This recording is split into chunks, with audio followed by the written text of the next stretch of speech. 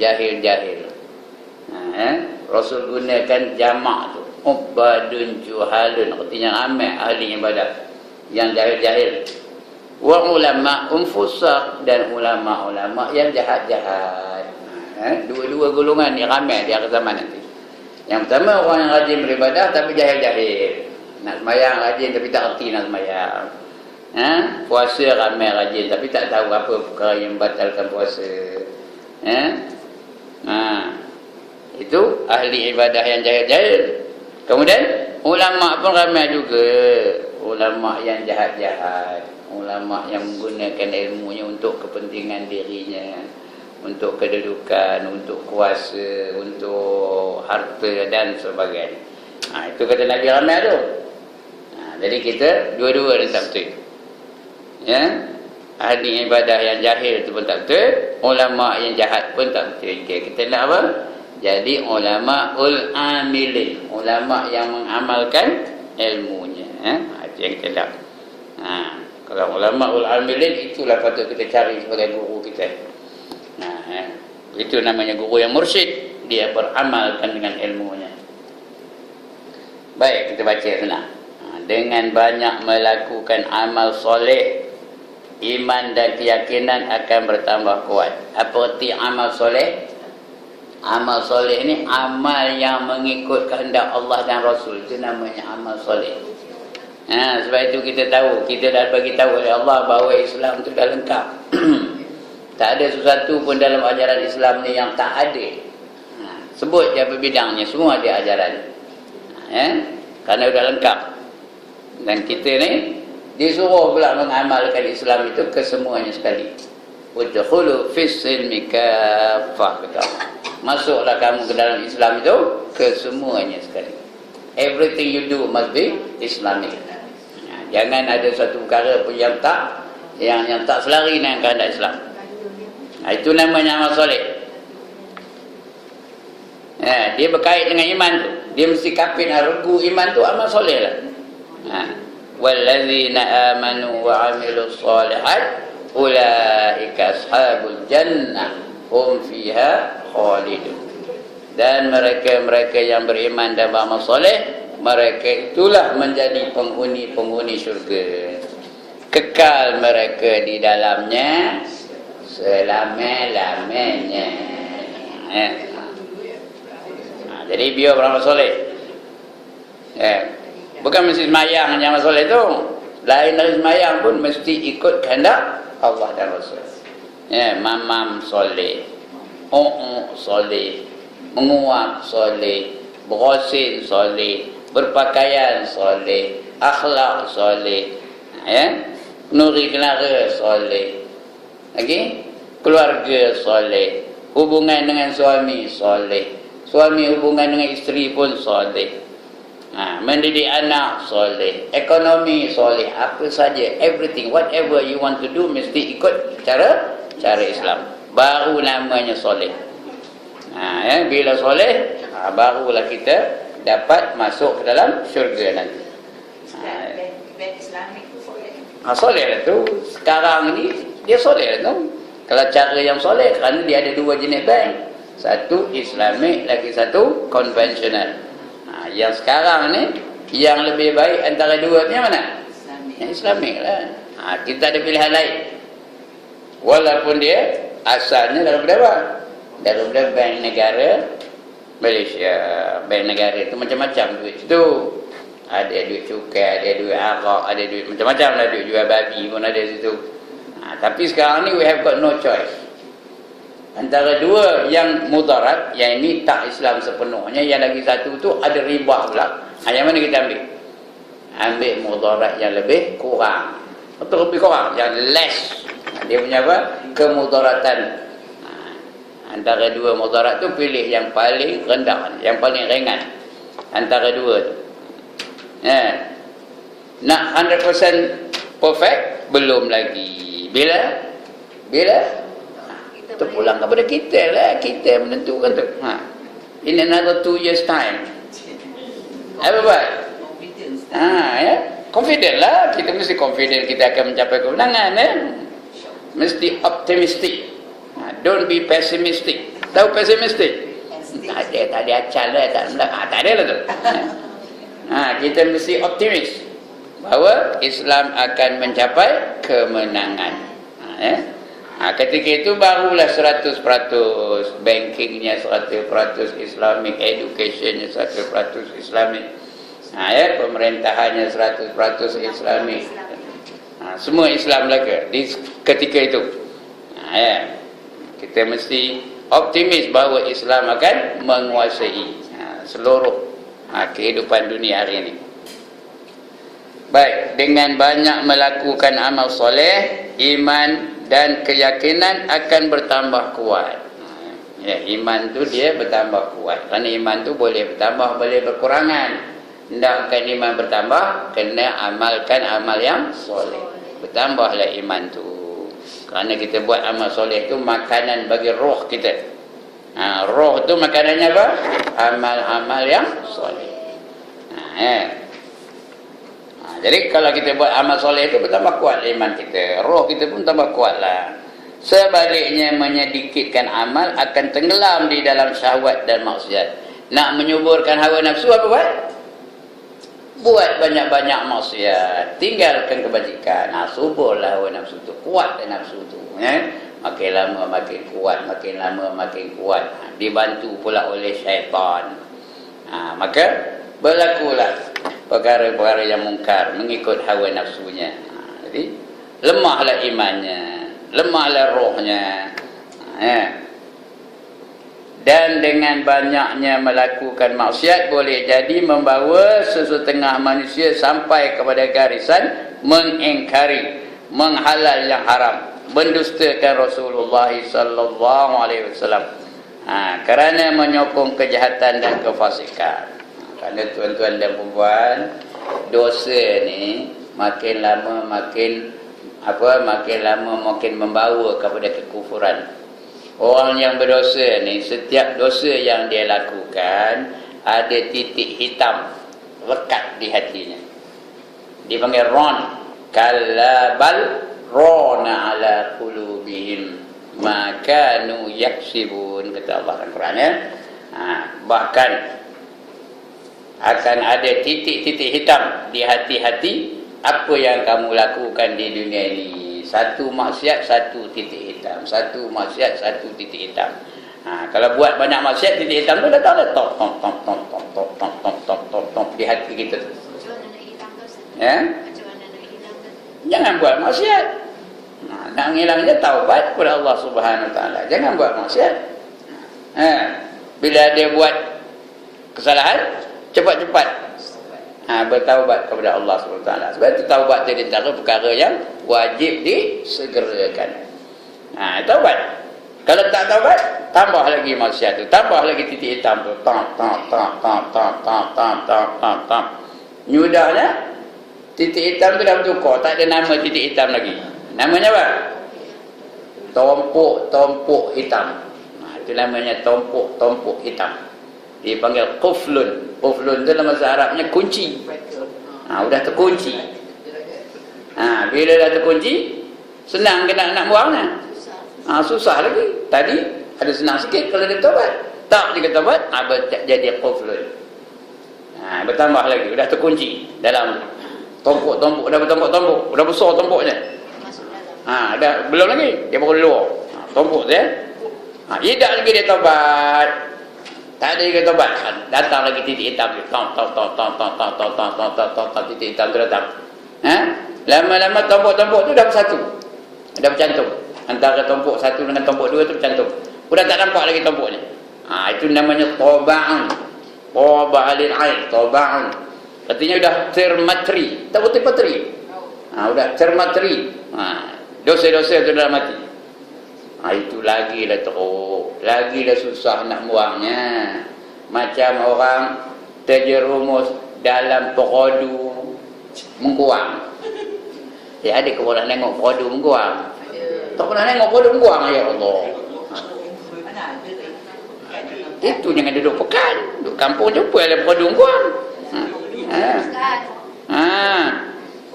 Tu sampai pergi kampung ada perodu mengkuang. Kalau terjatuh dalam peradu mengkuang tu senang ke nak buang durinya. Ya Allah, kena buang satu. Payah nak faham ni. Ambil satu lagi yang ini rasanya faham ni. Macam cermin dah berkarat. Penuh karat di cermin tu. Boleh ke nak hilang? Senang ke nak hilangnya? Oh, ni ada susahnya. Kalau diberui dengan sponge, tak maunya hilang. Kalau ambil berui dawai, apa dah? Dengan cermin-cermin tu habis rosak, langsung tak nampak. Itulah kalau dah dosa tu banyak penuh. Dah jadi apa? Macam orang dah terjatuh, terjerumus ke dalam peradu mengkuas. Cukup susah. Sebab itu tuan-tuan dan puan-puan, kalau nak berubah menjadi baik, mesti sebelum berumur 40 tahun. Kalau 40 tahun tu ada harapan lagi. Tapi kalau lepas 40 tahun, kata Nabi, man atat alaihi arba'una sana, barang siapa sudah mencapai umur 40 tahun, lam yaghlib khairuhu syarruhu, tidak lagi kebaikannya mengatasi kejahatannya. Artinya jahatnya lebih, baiknya korang menang. Fatahajjaz ilan nar, tunggulah untuk dimasukkan ke dalam neraka. Bersedialah untuk dimasukkan ke dalam neraka. Kata Nabi ni, jangan menolak mati anak saya, bukan dari saya ni. Bersedialah untuk dimasukkan ke dalam neraka. Jadi dia punya dia punya sepadan berapa tahun? 40 tahun. 40 tahun apa? Islam ke masih? Islam ya. 40 tahun hijrah. Kenapa 40 tahun? Kerana dia punya turning point tu 40 tahun. Nabi pun jadi Rasul umur berapa? 60. Ya Allah, tidak kena membaca riwayat Nabi. Dia mula-mula dapat wahyu umur berapa tahun?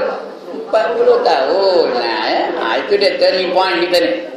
Kenapa? Kalau dah 40 tahun dia dah sebati dengan apa yang telah dilakukannya. Sebati. Dia dah seronok.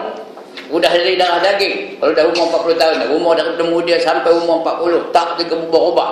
Payah nak ubah. Macam anak angkat lah. Anak angkat tu dah umur 40 baru kita kabur dia. Kamu tu bukan anak abah, bukan anak mak. Kamu tu anak sanu-sanu tu ada di ujung kampung. Nanti petang terang kita pergi rumah dia.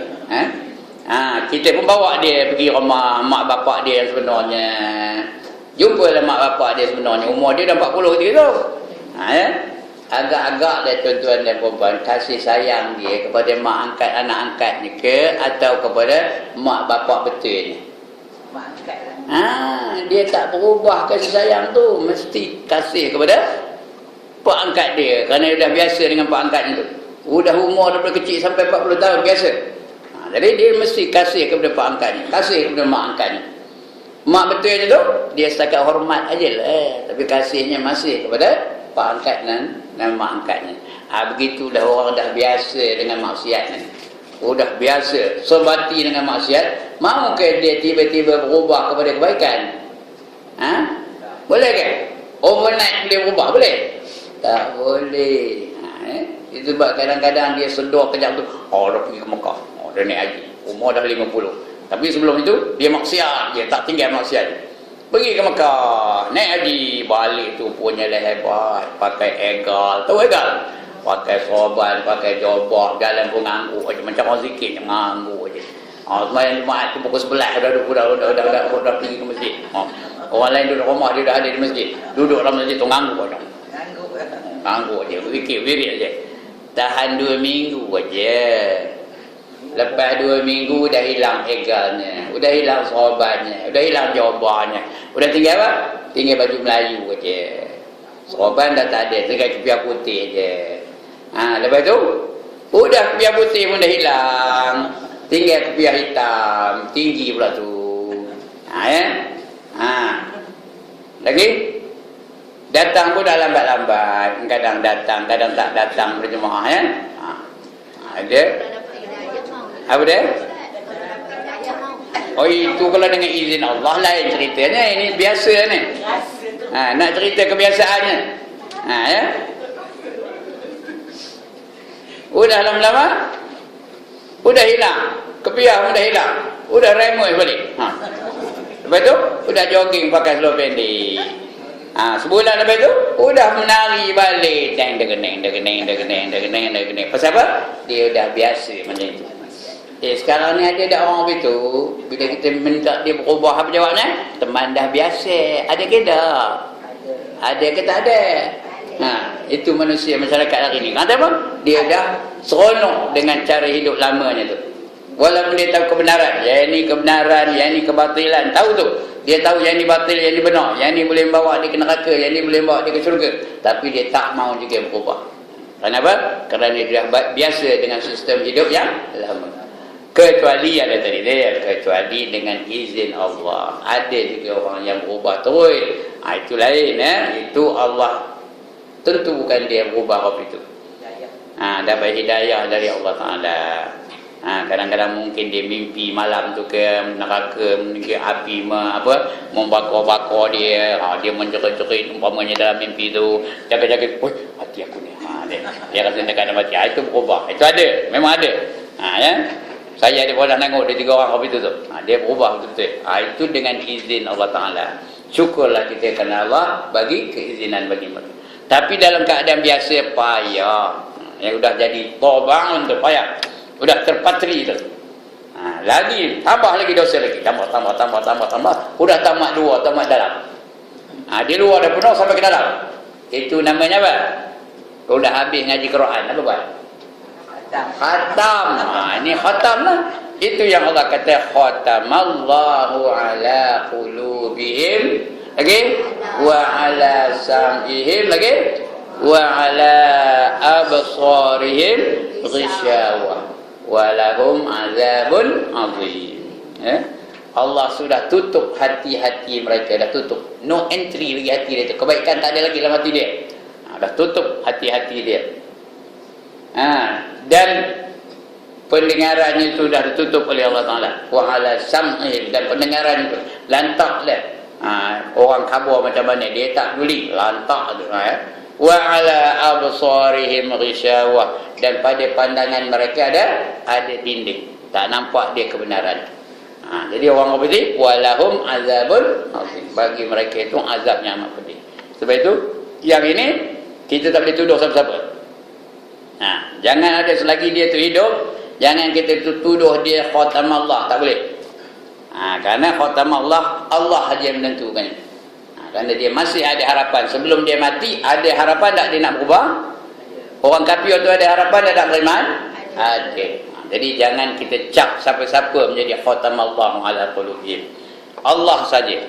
Tapi lain dari dia mati terus tak mau beriman, itu lain sampai mati. Dia sudah mati pun tak ada harapan lagi nak beriman. Itu boleh. Macam Firaun, macam Namrud, macam Abu Jahal, macam Abu Lahab. Itu tak apa. Boleh kita kata khatamallahu ala qulubihim. Selagi orang tu hidup, selagi itulah kita tak boleh kata dia khatamallahu ala qulubihim. Selagi dia hidup. Kerana masih ada harapan dia nak beriman dan beramal soleh. Okey, itu apa namanya? Amal soleh. Jadi jangan kita berani-berani benar melakukan dosa. Walaupun dosa itu dosa kecil. Kerana dosa kecil boleh jadi dosa besar. Boleh dah dosa kecil boleh jadi dosa besar? Boleh. Ada 6 tempat dosa kecil boleh jadi dosa besar. Yang pertama, meringan-ringankan dosa kecil. Alah, dosa kecil jadi dosa besar. Meringan-ringankan dosa kecil. Yang kedua, memudah-mudahkan dosa kecil. Macam meringan-ringan tadi kan, memudah-mudahkan. Berani aja, rasa tak ada apa-apa buat dosa kecil. Itu yang kedua. Yang ketiga, tidak ada rasa takut melakukan dosa kecil. Kerana apa? Kerana dia banyak ibadah. Apa susah malangkan aku tahajud, hilang dia dosa kecil tu. Jadi dia dosa besar. Hilang ke dengan tahajud lepas tu? Bila dah rasa begitu, apa gaduh aku tahajud malangkan habis dah dosa kecil tu. Hilang ke tak? Tak hilang. Kerana dia dah jadi dosa besar. Dosa besar nak apa di mana? Kena bertaubat dengan Allah Subhanahu Wa Taala. Baru dia jadi, baru dia terhapus. Itu yang ketiga. Yang keempat, merasa bangga melakukan dosa kecil. Bangga dia. Ngepak aja jalan. Tengok aku dah 73 tahun pakai seluar pendek lagi. Ngepak aja jalannya. Tahu ngepak? Ya, tak ngepak. Tak saya gini. Jalan. Bangga ada apa dia? Melakukan dosa kecil. Pakai seluar pendek itu dosa kecil. Tapi kalau kita rasa bangga melakukan dosa kecil, jadi dosa besar. Ataupun apa? Dia nari. Sudah umur 73, nari lagi, berjoget lagi. Dari Melaka ke negeri Pahang, singgah di Johor beli barangan. Itu direkodnya pula tu. Minta pada apa nama tu, nak nyanyi pula tu. Umur dah 73. Kilauan mak ayah pun. Yang dengan nari-nari gitu. Itu apa? Kalau dia berbangga melakukan dosa kecil itu, dia jadi dosa besar. Yang kelima, yang kelima betul? Yang kelima, dia menunjuk-nunjuk kepada orang melakukan dosa kecil. Tahu? Umur 73, pakai seluar pendek, tangkap gambar, masuk dalam Facebook, hantar kepada seluruh friend dia tu. Dia banyak pula friend tu. Sampai 1000 friend dia. Follower dia banyak. Dia tengok, oi, pakai seluar pendek dia. Ustaz Ibrahim pakai seluar pendek dia. Maka ketika itu jadi dosa apa? Jadi dosa besar. Padahal pakai seluar pendek itu dosa kecil, bukan dosa besar. Dan yang keenam, last sekali, kalau dosa kecil itu dilakukan oleh orang-orang yang menjadi ikutan orang lain. Betul ya pun. Kalau ustaz pakai seluar pendek, Ustaz Ibrahim pakai seluar pendek, dosa kecil ke dosa besar? One more time. Kalau Ustaz Ibrahim pakai seluar pendek, dosa kecil ke dosa besar? Dosa besar. Kalau murid-murid ustaz pakai apa? Pakai seluar pendek, dosa kecil ke dosa besar? Dosa besar juga. Mana pula dosa kecil pula? Pasal dia murid ustaz. Dia ngabur. Mana murid ustaz? Ustaz lain. Entah itu pakai seluar pendek, apa tak? Dosa besar itu. Kalau murid-murid ustaz ni nyemur kain ketang dada, seluar apa namanya, dosa kecil ke dosa besar? Dosa besar. Kerana dia tahu mana itu dia ngaji ni. Dia ngaji dengan Ustaz Ibrahim. Tiba-tiba pakai apa nama? Ketang dada nyemur kain. Jadi dosa apa? Dosa besar. Ada 6 tempat dosa kecil boleh jadi dosa besar. Bila dosa besar, mesti dihapus. Kalau nak menghapuskannya, mesti bertaubat kepada Allah Ta'ala. Dengan syarat-syaratnya lah ya. Ada syarat taubat tu. Yang pertama, menyesal. Ustaz, kalau anak murid dosa besar, tempiannya kena pada ustaz yang kami ngaji. Kalau kerana kelalaian ustaz tu, kenalah. Tapi kalau ustaz tu dah kabur, jangan buat apa itu jadi dosa. Tak adalah. Itu salah dia lah. Tapi kalau ustaz kata, tak ngapel lah, sekali apa salahnya. Jadi dosa besar tu. Kena ustaz tu pun kena ya. Saya ada orang pernah telefon saya tau. Telefon saya, dia kerja dalam jabatan polis. Dia ngaji dengan saya lah. Ustaz katanya, saya hari-hari ni saya nak pergi interview katanya. Bila pergi interview, masa itu polis ni dia kena pakai uniform. Uniform polis masa dulu, kalau perempuan mana boleh bertudung. Sekarang ni boleh dah, dulu tak boleh ya. Dulu telefon saya kena pergi interview, kena pakai uniform. Bila pakai uniform tak boleh lah saya pakai tudung kata. Kena ada buka tudung kata. Dia harap tu boleh saya tak ngapel sekali. Dia harap saya jawab apa itulah. Saya kata nantilah saya jadi Perdana Menteri esok. Bila saya jadi Perdana Menteri esok, baru boleh tak payah tudung, apa ni, boleh pakai tudung. Gelak dia dengar tu. Langsung letak telefon. Dia harap saya membenarkan dia tu. Masa jadi alasan dia so. Ngapa kamu pakai apa ni? Ustaz Ibrahim kata tak ngapa. Itu yang dia dah betul. Jadi jangan apa betul. Itu sebab tuan-tuan dan puan, nak jadi tok guru ni kita kena kabar yang terbaik. Jangan meringan-ringankan hukum Allah Ta'ala. Soal dia tak boleh buat lain cerita. Tapi jangan kabarkan yang ringan-ringan. Jangan dipermudah-mudahkan hukum Allah Subhanahu Wa Ta'ala. Tuan-tuan puan-puan apa itu juga jadi ustazah tu tanya orang macam mana. Kena kabarkan yang terbaik. Jangan menganjurkan supaya mengurangkan ibadah. Kena kabur yang terbaik, yang sebenarnya. Jangan menyimpan ataupun memudah-mudahkan hukum Allah Ta'ala. Itu dia ya. Jadi dosa kecil boleh jadi dosa besar. Bila dosa besar, kena bertaubat mengikut syarat-syaratnya. Syarat taubat ada 3. Pertama, menyesal. Kedua, Azam tak buat lagi. berazam tak nak buat lagi. Yang ketiga, meninggalkan dosa itu. Meninggalkan dosa itu. Itu 3 syarat. Kalau dosa dengan Allah. Kalau dengan manusia, tengok apa dosanya. Kalau ngumpat, apa buat? Kalau ngumpat manusia, apa buat? Jumpa jamaah. Pergi minta maaf dengan dia. Jumpa dengan dia atau telefon dia. Telefon aja. Kena cerita apa yang kita cakap. Kena kabur lah. Ustaz minta maaf dah, saya kata ustaz dulu kuat makan. Kena kabur tu kan. Saya ngatakan ustaz tu apa? Gatal benar kata. Kena kabur tu. Gatal benar cakap takut saya kata ustaz. Saya ngabur begitu dah orang. Kena kabur balik. Ataupun takutkan ustaz tu rumah dia, bukan dekat dia. Kalau dekat dia je takut tampar lah. Kena kaburkan apa yang kita umpat. Tak boleh maaf zahir batin dia macam raya, tak cukup. Kena ikut Imam Syafi'i, kena kaburkan apa kesalahan-kesalahan yang kita lakukan terhadap orang lain. Kalau ikut mazhab Imam Syafi'i. Tapi kalau mazhab yang lain macam Hanafi, dia kata cukup memadailah dengan kita minta ampun segala dosa-dosa kita. Itu dia ya. Baik, beramal. Itu suruh beramal itu dia. Kalau tidak berdosa tak ada amal tu. Maksiat boleh membawa sesengah manusia sampai kepada garisan mengingkari. Ini dah kemuncaknya dah. Sampai mengingkari. Macam mana? Mengingkari, menghalalkan yang haram. Tak ngapai. Riba tu tak ngapai akhir zaman ni. Perlu riba tu. Kalau tidak macam mana kita nak membangun. Kalau ada ustaz yang ajar itu, macam? Itu jangan diikut lagi dah. Itu dalam ulama suq tu. Ulama yang jahat. Mendustakan Rasulullah. Ini akhir zaman ada tak? Ada tak orang mendustakan Rasulullah? Ada. Sekarang dah ada gerakan anti hadis. Ada tak? Jadi jangan kita kita kena waspada betul-betul dengan gerakan-gerakan hari ini. Macam-macam. Kerana menyokong kejahatan dan kefasikan. Ada tak orang hafal Quran tapi bersekongkol dengan orang zalim? Ada ke tak? Ada. Ini dia ulama usuk namanya. Kena jaga betul-betul. Ulama ni ada 3 golongan.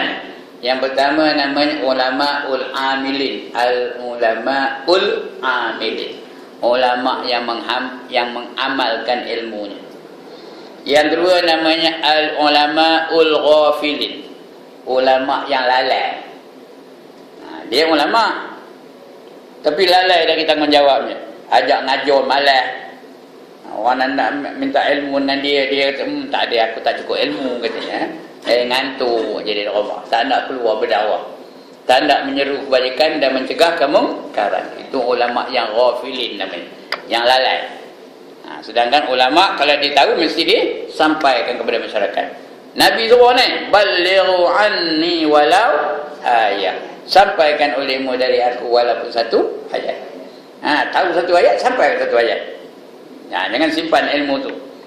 Itu ulama-ul ghafilin. Dalam WhatsApp kan dia buat hantar ayat-ayat Rasul aku. Sila forward pada diri ni kalau seolah-olah macam kalau kita forward 1 ayat tadi lah kita buat pahala tu. Itu boleh dipakai kan? Kalau betul boleh. Memang menyampaikan itu. Tapi kalau hadis tu tak betul, kita sampaikan juga, maknanya kita menyebarkan kepalsuan. Tengok. Sebab kita cek dulu nak disampaikan tu. Adakah hadis ini hadis palsu ataupun hadis yang betul, hadis yang sahih. Kita cek dulu. Dan kita hadis banyak. Sahih Muslim ada, Sahih Bukhari ada, cek dulu. Kalau betul hadis ini sahih, boleh. Memang berpahala kita menyampaikan kepada orang lain. Tapi kalau dengan tujuan untuk merosakkan masyarakat, kadang-kadang ada juga ya, salah tafsir jadi merosakkan masyarakat. Jadi bahaya. Sebab itu sebelum kita hantar, sebelum kita sebar kepada orang lain, cek dulu hadis itu. Kerana kita menuntut ilmu bukan dengan WhatsApp. Kita menuntut ilmu bukan dengan Facebook. Kita menuntut ilmu bukan dengan Twitter. Menuntut ilmu mesti berguru. Man lam syaikhuhu, siapa yang tak ada syekh, fa syaitanu syaikhuhu, maka syaitanlah syekhnya. Jadi jangan menuntut ilmu kepada Facebook, dalam Facebook, menuntut ilmu di Twitter. Tidak salah, tapi kita cek balik. Sahih ke tak ilmu tu? Okey. Jadi itu dia. Jadi akhirnya apa? Kerana menyokong kejahatan dan kefasikan. Ini lagi teruk ni. Orang fasik tu. Orang yang jahat ni, orang yang zalim tu, tak usah nak sokong. Cenderung pun tak boleh. Tahu? Wala tarkanu ilal ladzina zalamu, kata Allah dalam Quran. Surah Hud ayat 113. Ya, wala tarkanu ilal ladzina zalamu. Jangan kamu cenderung kepada mereka-mereka yang zalim. Fatamassakumun nar, nanti kamu akan disambar oleh api neraka. Siapa nak sambar api neraka? Jangan cenderung pun tak boleh. Tahu apa kata cenderung? Apa kata cenderung? Bukan cenderung bala. Apa kata cenderung? Minat pun tak boleh. Itu cenderung, minat pun tak boleh. Dia leaning towards orang zalim tu. Tak boleh. Lebih-lebih lagi kalau menyokong, lebih-lebih lagi kalau bersama dengan orang zalim, lagi tak boleh. Itu dia. Jadi kita kena check aktiviti kita, sahabat kita, kawan-kawan kita macam mana. Kalau mereka tu zalim, kita kena ubah. Yang eloknya ubah kezaliman mereka itu kepada keadilan. Itu lagi baik. Dakwah mereka. Jangan sampai kita menolong dia dalam kefasikan dia, dengan kezaliman dia. Akhirnya mereka tergolong ke dalam golongan orang yang kufur. Wal iyazubillah. Wal iyazubillah itu mudah-mudahan Allah lindungi aku dengan Allah. Allah lindungi aku daripada yang demikian itu. Sebab wal iyazubillah. Kalau seorang, kalau ramai wa na'udzubillah. Wa na'udzubillah. Oleh kerana asas iman ialah mengaku uluhiyah. Apa itu uluhiyah? Mengaku uluhiyah Allah. Mengaku bahawa Allah itu Tuhan, tunduk dan patuh aku hanya kepada Allah. Lagi, aku nak nyembah hanya Allah Taala saja. Aku nak tawakal hanya kepada Allah saja. Aku nak berdoa hanya kepada Allah saja. Itu namanya apa? Uluhiyah. Aku nak menyerah diri aku hanya kepada Allah Taala saja. Aku buat segala-gala ini semua kerana Allah Ta'ala. Saya datang hari nak ngaji ini petang ni kerana Allah Ta'ala. Itu namanya uluhiyah. Mengaku bahawa uluhiyah Allah Ta'ala itu. Dan memperhambakan diri, beribadat dengan ikhlas. Pengakuan ini mengandungi dua jenis. Ada dua jenis pengakuan. Yang pertama, pengakuan teori. Dan mempercayai dalam hati. Teori itu kena percaya. Apa saja aku buat mesti kerana Allah. Apa saja tindakan aku mesti untuk Allah, kerana Allah, demi Allah. Itu dia. Itu teori itu nak terima. Pengakuan yang lainnya, lain daripada teori, amalannya. Dia buat tu betul-betul kerana Allah. Tidak. Ataupun ada dalam hati kecil itu ada kerana nak megah, kerana nak dipuji orang, kerana nak harta, kerana nak berbagai-bagai selain daripada kerana Allah. Kalau ada, Allah tahu tak?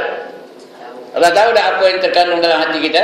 Tahu. Jadi betul kan niat ikhlas betul-betul semata-mata kerana Allah. Kerana kalau betul-betul macam kita petang ni, kalau betul-betul berjumpa dan berpisah semata-mata kerana Allah, kita layak dapat apa? Dapat apa? Di antara 7 golongan yang dapat, ini golongan. Siapa? Lindungan araj, iaitu mereka-mereka yang berjumpa dan berpisah semata-mata kerana Allah. Nanti layak untuk mendapat lindungan araj. Nak ke tak nak? Nak atau? Betulkan niat betul. Niat kita tu betul kena.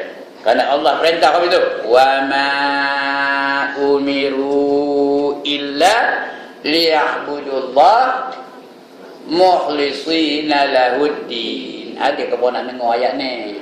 Surah apa? Wa ma umiru illa liya'budullah mukhlishina lahuddin. Surah apa? Allah tak tahu dia surah apa? Al-Bayyinah. Tahu ke Al-Bayyinah?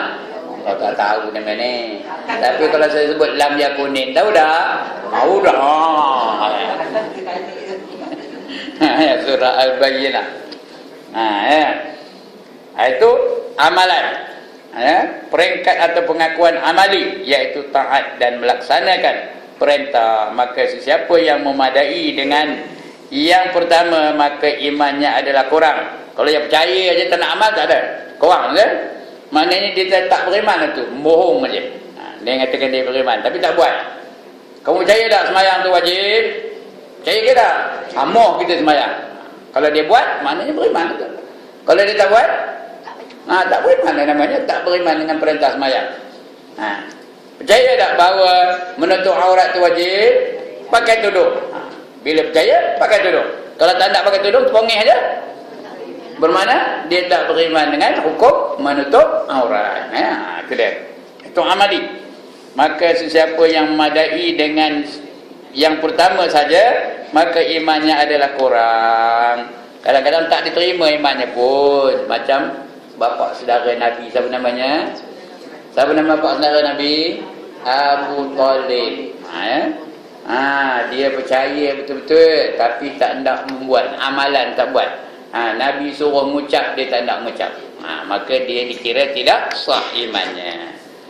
Dia kira kafir tu. Tapi kerana dia banyak membantu Nabi, dia dalam neraka diringankan azabnya. Tapi masih azab juga. Diringankan azabnya. Sebaliknya, makin banyak ia melaksanakan amalan ketaatan, makin bertambah pula imannya. Untuk menyempurnakan iman tersebut, mestilah mengandungi kedua-dua pengakuan itu. Mengaku dengan apa? Dengan hati, tasdiqum bil qalb wa amalum bil arkan. Melakukan dengan anggotanya. Membenarkan dengan hatinya apa yang nak dibenarkan itu. Segala rukun iman yang 6 tu mesti dibenarkan. Hatinya bersetuju, hatinya menerima. Apa saja, percaya dengan Allah. Dia percaya tak dengan Allah? Percaya. Itu membenarkan hati tu. Percaya ke Rasul. Percaya tak kepada Rasul? Percaya. Jadi benar tu. Percaya kan malaikat. Percaya tak dengan malaikat? Kejap ni ada tak malaikat? Kejap ni ada ke tak? Apa dia buatnya? Apa buat? Mencatat. Dia nak kat gambar tau. Ini ada gambar ni, bukannya ini malaikat ya? Malaikat yang lagi satu tu. Dia nak kat gambar kita, apa yang dia buat. Dia bawa kamera digital tu tangkap. Apa saja yang kita lakukan, semua dirakamnya. Besok ditunjuknya. Faman ya'mal misqala dzarratin khairan yara wa man ya'mal misqala dzarratin syarran yara. Barang siapa melakukan kebaikan walaupun sebesar zarah, akan diperlihatkan balik. Dan barang siapa melakukan kejahatan walaupun sebesar zarah, juga akan diperlihatkan. Semua orang tengok tu. Di padang mahsyar semua orang tengok. Everybody will witness what we have done in this world. Apa saja. Seorang-seorang tu sekarang dipersembahkan biodata Haji Ibrahim. Nampak gambar Haji Ibrahim. Bermula daripada umur akil balik sampai dia padam, ada gambarnya. Dia tengah ngambil nombor ekor, ada gambarnya. Dia tengah nari pakai seluar pendek, ada gambarnya. Dia buat apa je? Kecuali dia taubat. Kalau dia taubat, yang buruk-buruk tu tak ada tunjuk. Mana yang dia taubat tu tak ada tunjuk lah. Dulu dia ada nyemua kain pakai ketang dah, dia tak ada tunjuk, padam. Delete, tahu delete? Malaikat delete. Delete dalam buku kita tu, Ustaz. Buku kita, catatan kita tu tak ada dengan gambar, yang baik-baik je. Ngaji ni ditunjuknya gambar tu, semayang ditunjuknya, baca Quran ditunjuknya, sedekah ditunjuknya. Mana yang tak baik tu kita taubat dulu, tapi syarat taubat. Bila taubat baru dia delete. Kalau tidak. Dalam 6 jam dia dulu. Dalam 7 jam. Ada hadis mengatakan 7 jam. Lepas tu tak delete. Mana? Yang kalau Dalam 6 jam tu kalau dia taubat langsung tak tulis. Bukan delete, langsung tak tulis. Malaikat tunggu dia bila kita buat maksiat, malaikat tunggu 7 jam dulu. Ini ada dalam hadis 40. Baca kita ada dalam buku hadis 40 rumah. Ada. Cari cek balik. 7 jam dia biarkannya. Kalau dia taubat tak ditulis dah. Jadi maknanya dia punya kotak tu suci, bersih lah. Bersih, clean sheet tau. Kotaknya clean aja, tak ada cemaran. Tapi kalau dah 7 jam tak ada taubat juga, dah 7 jam tak ada taubat, dia pun tulis. Dia ni buat ni. Ada peluang lagi tak? Peluang. Taubat lagi. Bila taubat dia delete kan. Dia padam. Dia delete dengan liquid paper. Ada tak kesan tak? Kalau dengan liquid paper ada kesan tak? Ada kesan dah. Ini dia buat. Tapi tak nampak. Dosa-dosa tu. Itu sebab dia suruh kita taubat sebelum nyawa sampai ke kerongkongan. Belum sampai nak nazak tu taubat dah. Ustaz, kalau dosa dengan manusia tu Kena selesaikan dengan manusia lah. cepat juga. Itu sebab nak cepat je. Kalau dosa dengan manusia pun nak cepat juga. Takut tak sempat, takut tak dan. Takut tak dan. Dia dosa dengan suaminya, tengah nengki suami tu, suami pun geram-geram, start kata, dom belakang lori, betul? Mati suami itu pula, betul? Kalau kita mati, suami boleh ampun kita tak? Boleh, dia hidup lagi. Kalau dia mati, macam mana kita nak minta? Macam mana kita nak minta ampun, dia dah mati?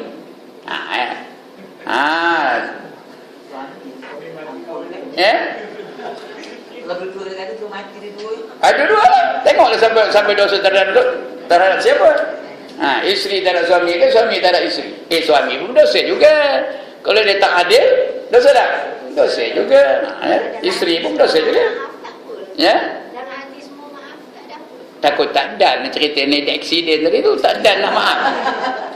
Tengah ngamuk, tengah meto. Melanggar, mati tengah meto, macam. Itu yang bahayanya tu. Sebab itu kita kena apa? Kena sentiasa waspada dengan apa yang kita lakukan, supaya tidak mengundang kemurkaan Allah Subhanahu wa taala. Okey, itu yang kedua, untuk menyempurnakan iman tersebut mestilah mengandungi kedua-dua pengakuan itu dalam hati dan juga dengan lidah, dengan lafaz, kedua-dua sekali. Yang ketiga, berzikir dan berfikir. Kedua-dua ni suruh berzikir. Apa kata zikir? Menyebut nama Allah. Zikir tu ada 3. Yang pertama zikir lisan, sebut nama Allah. Allah, Allah, Allah, zikir tu. Ar-Rahman, Ar-Rahman, Ar-Rahman, zikir tu. Ar-Rahim, Ar-Rahim, Ar-Rahim, zikir tu. Itu zikir apa gelarnya? Zikir lisan. Banyak zikir lisan, beratus-ratus jenis zikir. Tapi yang paling afdal kata Nabi ialah la ilaha illallah. Afdal zikri fa'lam annahu la ilaha illallah. Afdal zikri yang seafdal zikir ketahui olehmu iaitu la ilaha illallah. Itu sebab kita lepas sembahyang dianjurkan supaya kita berzikir. Jangan asal salam bah, asal salam bah, asal salam bah. Apa bah? Naik bah? Apa asal salam bah? Apa bah? Kumbah. Tahu ke kumbah? Asal salam kumbah, lepas salam kumbah. Ada orang kopi tu. Ada tahu. Tak nak berzikir. Ngapa entah? Ngapa tak nak berzikir tu? Entahlah, saya tahu, saya kena tanya dia. Agaknya ketik benar nyebut nama Allah ke ya? Menyampah benar nyebut nama Allah. Padahal kita lepas sembahyang tu zikirlah dengan Allah Ta'ala. Aku janji dengan Allah, la ilaha illallah wahdahu la syarikalah, lahul mulku wa lahul hamd, yuhyi wa yumit, wa huwa ala kulli syai'in qadir, 10 kali. Apa katanya? La ilaha illallah, tiada Tuhan yang kusembah melainkan Allah. Wahdah apa? Yang esa, yang satu. La syarikalah. Apa katanya? Apa katanya? Tidak ada sekutu baginya. Allah tu tak ada sekutu. Yang lain semua bukan Allah. Lembu bukan Allah, matahari bukan Allah, pokok besar bukan Allah, patung bukan Allah, rimau bukan Allah. Gajah bukan Allah. Allah tu Allah je. Ha. La syarikalah. Lahul mulk, baginya lah kerajaan. Kerajaan yang betul hanya kerajaan Allah. Yang lain tu semua kerajaan tak betul. Ha, boleh tumbang tak? Boleh. Kerajaan Allah boleh tumbang? Tak boleh. Lantaklah pergi demonstrasi ke, supaya Allah tu turun dari takhta kerajaannya. Boleh kan? Tak boleh. Allah tetap Allah. Walahul hamd. Apa artinya? Dan segala puji-puji baginya. Nak puji-puji siapa? Allah aja. Dengar puji Haji Ibrahim. Kalau puji Haji Ibrahim ada? Mau apa? Mau sakit hidung aja sampai ke kampung akan sakit hidung. Ngapa sakit hidung? Ngapa sakit hidung? Mudah kembang aja. Jangan apa puji Haji Ibrahim.